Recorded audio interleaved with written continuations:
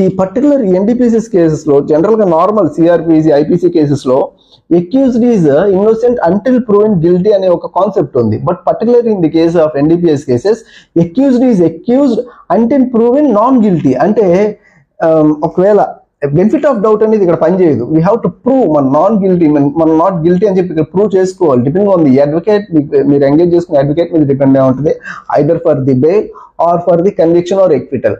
అంటే complete trial చేయడానికైనా bail ని మీకు తీసుకురావడానికైనా మీరు పెట్టుకున్న అడ్వకేట్ మీద డిపెండ్ అయి ఉంటుంది. అంటే ఎందుకు చెప్తున్నానంటే నార్మల్ కేసెస్ లో, ఇంకేదైనా థెఫ్ట్ కేసులో, ఇంకేదైనా చిన్న చిన్న కేసెస్ లో మనం ప్రూవ్ చేయలేకపోతే, అతను థెఫ్ట్ చేశాడని ప్రూవ్ చేయలేకపోతే అతను ఇన్నోసెన్స్ అని ఒక ప్రిజంప్షన్ ఉంది లాలో. But particularly in case of this NDPS act అతను చేశాడని ప్రూవ్ చేయలేకపోయినా అతను అక్యూజ్డ్ అనే ప్రిజంప్షనే ఉంది.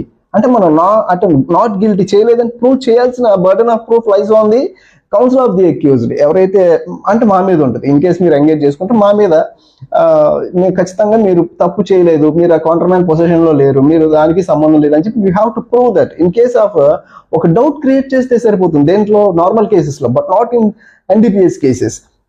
మీకు ఇక్కడ మీకు ఇందాక చెప్పాను కదా, ఇక్కడ ఇంకొక ఆస్పెక్ట్ కూడా ఉంది.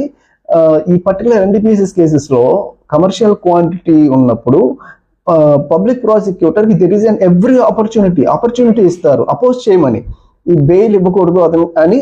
అతను ఇన్ కేస్ ఆయన కనుక అపోజ్ చేసినా కూడా, ఇఫ్ ది హానరబుల్ జడ్జి గారు is believed that you did not done that offence అని, అలాగే మళ్ళీ బయటకు వెళ్ళినా కూడా మీరు ఈ అఫెన్స్ మళ్ళీ కమిట్ చేయరు, రిపీట్ చేయరు అనుకుంటే కనుక మీకు బెయిల్ గ్రాంట్ అవుతుంది. That is the duty of the advocate to prove that you would not commit those kind of offences again after going out. And you have to say and you have to make him believe, and you need to convince the concerned magistrate.